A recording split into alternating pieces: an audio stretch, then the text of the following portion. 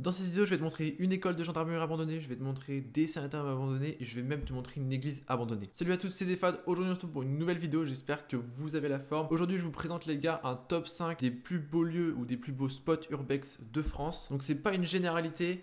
Il y en a d'autres, il y a sûrement d'autres spots en France très beaux que je n'ai pas inclus dans cette vidéo, ce qui donnera l'occasion de faire un autre tome du même thème. En tout cas, si la vidéo vous plaît, n'hésitez pas à lâcher votre plus gros pouce bleu en bas de cette vidéo, à vous abonner si mes urbex vous plaisent et mes vidéos urbex vous plaisent, et surtout à lâcher un commentaire, j'adore parler avec vous, je réponds à tout le monde, donc n'hésitez pas. Donc le premier spot les gars, c'est tout simplement une caserne de gendarmerie, ou plutôt une école de gendarmerie, donc c'est la caserne Gudin. Donc j'ai très peu trouvé d'informations dessus, pourtant c'est un super beau spot, comme vous pouvez le voir, il est vraiment énorme et étalé sur plus de 5 hectares avec de très beaux bâtiments d'époque. Donc cette école a fermé en 2009, je cite, car elle n'était plus adaptée aux formations à venir, c'est-à-dire qu'elle n'était plus adéquate aux formations d'aujourd'hui tout simplement. Donc voilà les principales informations que j'ai dessus, c'est vrai que j'ai très peu trouvé d'informations comme vous pouvez le voir. Cependant j'ai vu que le 22 octobre de cette année, l'État qui est propriétaire de cette école avait proposé un prix de 3 millions d'euros à la ville où est située l'école simplement, pour qu'elle puisse ensuite transformer cette école. Donc j'ai vu qu'elle avait pour projet de soit la transformer en un hôtel, en un parking gratuit et même en un palais des congrès. Ce qui est dommage, c'est que cette école elle est vraiment située près de chez moi, donc j'avais pour projet voilà, d'aller tourner un urbex là-bas, mais quand j'ai vu ça je me suis dit soit j'y vais tout de suite ou je n'irai jamais. Mais c'est quand même dommage parce que c'est vraiment un très beau bâtiment et j'aurais aimé sortir des images de ce bâtiment là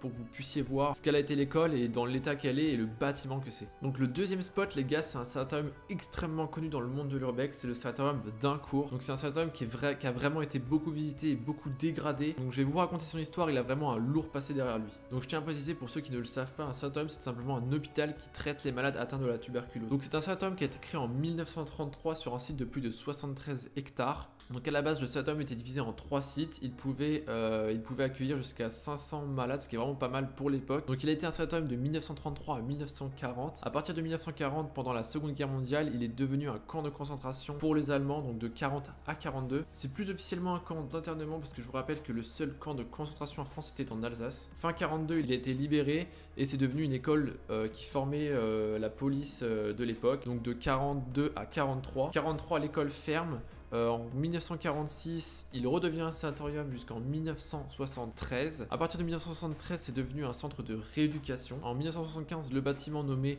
le pavillon des peupliers ferme. Donc c'est le bâtiment qu'on connaît actuellement, qui est sur toute sa longueur, qui a vraiment beaucoup de présence, je trouve. Donc comme vous pouvez le voir, ça fait plus de 40 ans qu'il est abandonné. Donc c'est vrai que d'un côté, on peut comprendre son état actuel. Le niveau des dégradations est vraiment, il est dans un état pitoyable, je trouve. En 1994, une stèle commémorative a été mise sur le site pour se souvenir de son passé et de ce qu'il a été. En 1999, il a même été inscrit dans les monuments historiques de France. Donc moi, ce que je trouve dommage, c'est qu'il aurait dû être protégé, ce site, pour qu'on puisse le visiter dans le même état qu'à l'époque. Parce que le voir comme ça, protégé de personne, c'est vraiment, je trouve vraiment très dommage. Mais ça reste toujours un très beau spot, mais c'est vrai que si vous pouvez y aller, vous pouvez faire de très très belles photos et de très belles vidéos. Donc le troisième spot, les gars, c'est vraiment un spot très impressionnant qui est peu connu. Je n'ai jamais vu de vidéo dessus sur YouTube. C'est pour ça que j'y croyais même pas quand j'ai vu qu'il était en France. Donc c'est le fort de Vaujours. Donc en fait, je vais vous mettre quelques plans drone. C'est plein de petits locals réunis sur un même terrain et on a vraiment l'impression que c'est une petite ville fantôme, donc je trouve ça assez impressionnant. Donc je vais vous raconter l'histoire de ce lieu qui est assez lourd aussi. Donc le fort de Vaujours a été construit en 1883, donc je cite, dans le cadre d'un programme de modernisation des défenses de Paris démarré après la guerre franco-prussienne. Donc je pense que c'est ici que les ingénieurs se réunissaient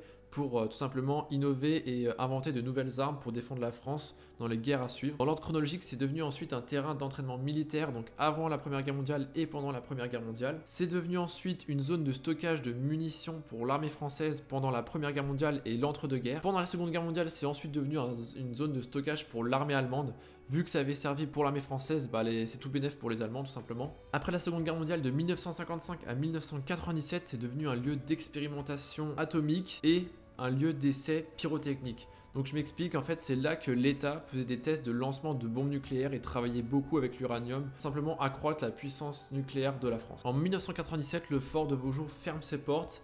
Il est depuis abandonné. Il a cependant été racheté en 2010 par une entreprise qui a pour projet de le transformer en une carrière de gypse, où en fait il pourrait extraire ce cristaux. Malgré cela, il est toujours abandonné à l'heure actuelle. Depuis 1997 jusqu'à aujourd'hui, il n'y a eu aucune activité. Ça fait près de 20 ans qu'il est abandonné, mais il est cependant depuis 2010 très surveillé. Donc le quatrième spot les gars, c'est vraiment un lieu extrêmement connu, je dirais même peut-être plus connu que le sanatorium d'Incourt, c'est le sanatorium Nestor Pirotte, de son vrai nom, le sanatorium d'Angicourt. Donc pour la petite histoire, en fait, il a été renommé dans le monde de l'urbex par sanatorium Nestor Pirotte. Nestor Pirotte, c'était un criminel en série belge. Voilà, donc sur internet, j'ai vu qu'il n'y avait aucune relation entre ce criminel et ce sanatorium, donc je ne sais pas d'où c'est venu, mais voilà, il a aujourd'hui dans le monde de l'urbex le nom de sanatorium Nestor Pirotte. Donc lui, il a un passé plus léger que le sanatorium d'Incourt. Donc il est à la base divisé en deux sites. Donc le premier site a été créé en 1899 et le deuxième en 1920. Donc ensuite, les deux bâtiments ont été fusionnés en une galerie verrière, donc c'est-à-dire une galerie des glaces, je dirais. Il est bâti sur un terrain de plus de 1,5 hectares, donc ce qui est vraiment pas mal. Il y a quand même un beau terrain tout autour de ce sanatorium, avec un point culminant à 105 mètres d'eau. C'est vraiment un beau potentiel pour les photographes. Donc lui, comparé au sanatorium d'Incourt, il est resté un sanatorium toute sa vie, donc c'est-à-dire de 1899 à 1997. Pendant près de 100 ans, il a été un sanatorium, donc il y a eu beaucoup de malades durant toutes ces années, et il est depuis 97 abandonné, livré à lui-même, bien dégradé, beaucoup visité, et j'ai quelques petites choses à vous dire. C'est un lieu que je ne vous recommande plus aujourd'hui, c'est-à-dire qu'en fait il y a un jeune garçon qui est tout simplement allé explorer ce sanatorium, mais il est tombé dans la cage d'escalier, puis il est aujourd'hui handicapé.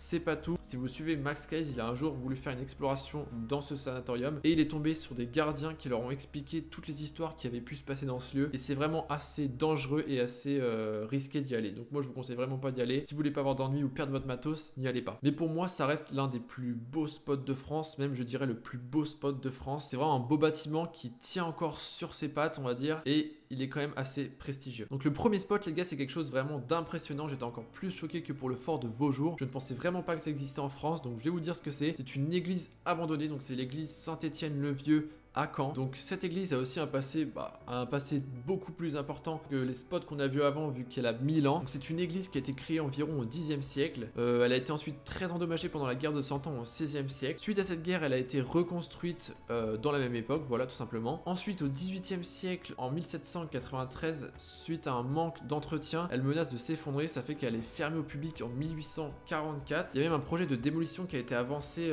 les années d'après, mais cette église a finalement été sauvée en devenant un centre d'exposition pour la ville de Caen. En 1944, malheureusement pour elle, pendant la Seconde Guerre mondiale, elle a reçu un obus de l'armée allemande en plein sur elle, qui l'a beaucoup endommagée, et depuis cette époque elle n'a jamais été rénovée, ce qui explique son abandon aujourd'hui. Donc ça fait maintenant 70 ans qu'elle est abandonnée et qu'elle n'a pas été rénovée. À travers les photos que je vais vous mettre dans cette vidéo, vous pourrez comprendre à peu près les endroits où elle a été détruite. Malgré les nombreuses destructions, on peut voir qu'elle est quand même encore jolie. Si on passe à côté aujourd'hui, je ne pense pas qu'on pourrait imaginer qu'elle est abandonnée. C'est vraiment un spot très impressionnant que j'adorerais visiter, et je pense que j'irai visiter, surtout qu'elle est beaucoup moins sécurisée que les autres lieux que je vous ai présentés. J'ai même vu un reportage sur YouTube où on pouvait y rentrer comme on voulait, donc c'est vrai que ce serait assez intéressant un jour d'y aller et de pouvoir vous montrer et vous présenter ce qu'il y a à l'intérieur. Donc vous pouvez comprendre pourquoi j'ai mis ce spot en première position, parce que c'est pas tous les jours qu'on voit une église abandonnée, surtout que celle-ci a un passé lourd et un monument historique de la France, donc je trouvais ça vraiment spécial qu'elle soit abandonnée aujourd'hui, et vraiment très intéressante de la mettre dans ce top. Donc voilà, la vidéo touche à sa fin. En tout cas j'espère qu'elle vous aura plu. Si c'est le cas, n'hésitez pas, je le répète, à lâcher votre plus gros pouce bleu, à vous abonner, et si vous pensez que d'autres lieux méritaient d'être dans cette vidéo, n'hésitez pas à me le dire en commentaire, j'irai voir avec plaisir. Je trouve ça assez intéressant d'échanger sur les monuments historiques français, donc n'hésitez pas à m'écrire, je réponds à tout le monde, franchement n'hésitez pas. En tout cas, je vous laisse sur ce les gars, j'espère qu'elle vous aura plu. En tout cas les gars, moi je vous retrouve pour un prochain Urbex. Tchuss.